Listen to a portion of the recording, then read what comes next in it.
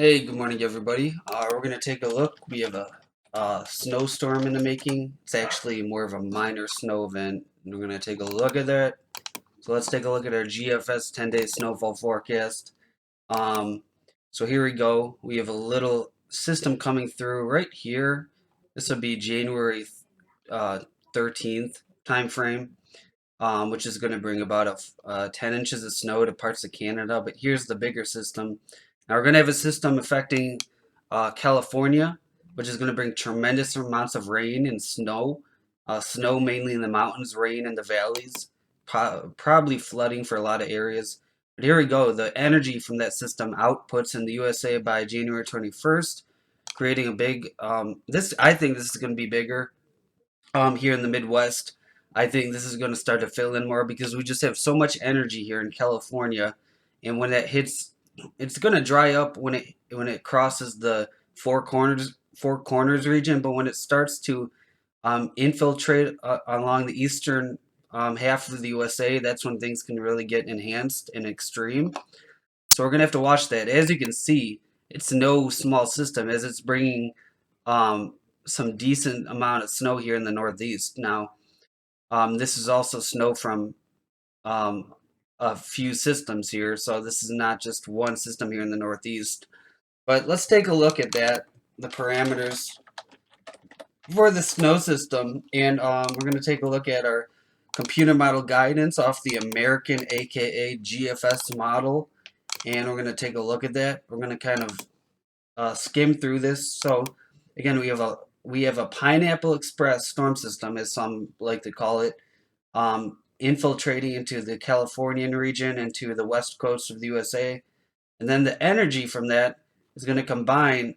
It's actually one of it's going to get shunted east, but then we have a backdoor system here coming through by January 19th, which can be the potential snowstorm for the Northeast. So the bottom line is we have energy for a storm system by January 19th, and not only that, but we have a lot of energy which is going to be infiltrating into the USA in the next 10 days. So don't be surprised if the models start catching on to that and you start seeing a lot of shiftiness in the models in the next 10 days because, again, we have the energy for it. We have the system just blowing into the west coast of the USA, and it's going to create a lot of just energy. We have the energy, and a lot of times energy is associated with the MJO.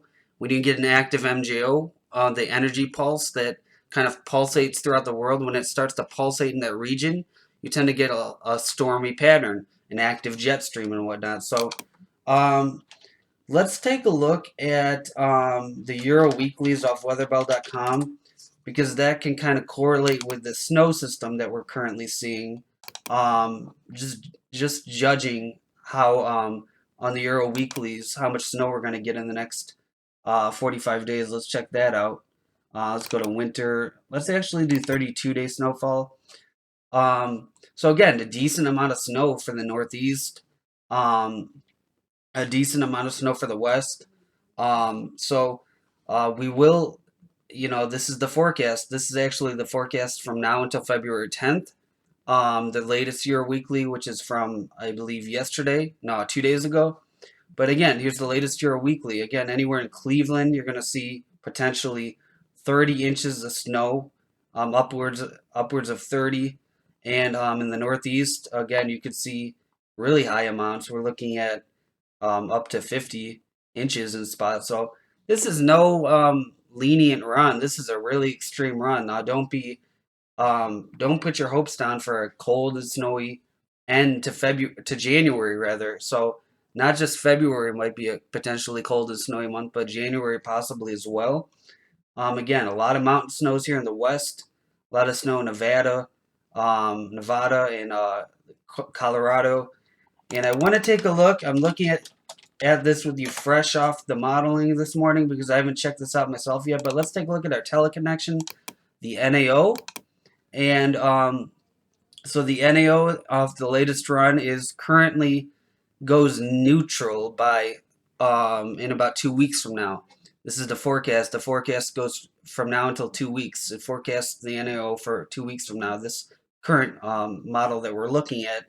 So again, that's a good signal because at least it's going negative. It's not at the negative level yet, but it is trending negative, so that's good.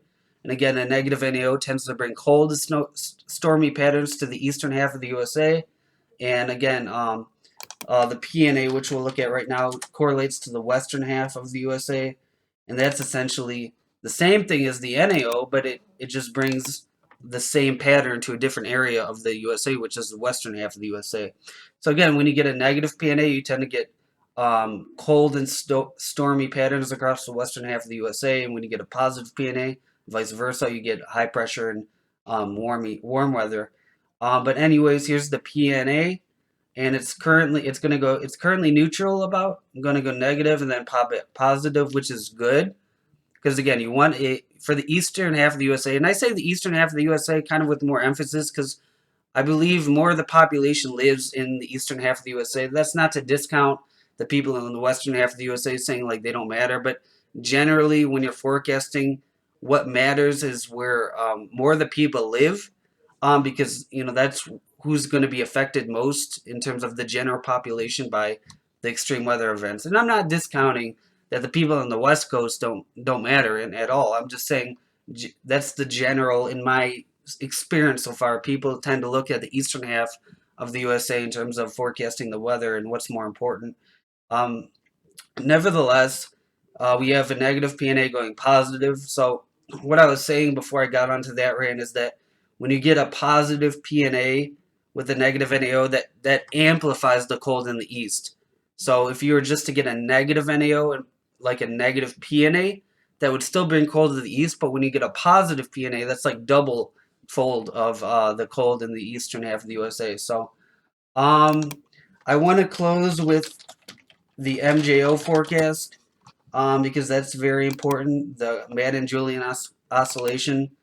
And again, it's cycling back to where we were. Let's see, is this December, I believe, of where winter started, I think. So this is about 30 days ago. It's going to cycle back to, I believe, where we had that cold for December. So again, we're heading into cold and snowy phases for the MJO.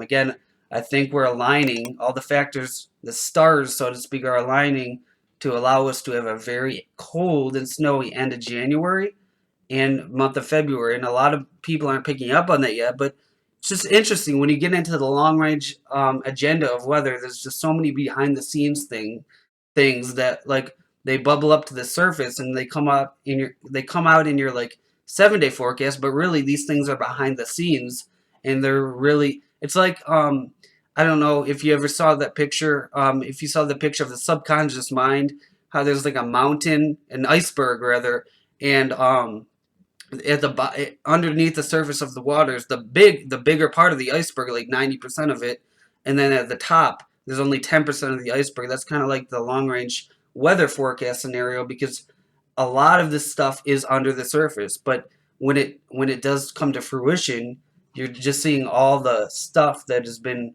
worked on, below the iceberg, below the surface, so to speak.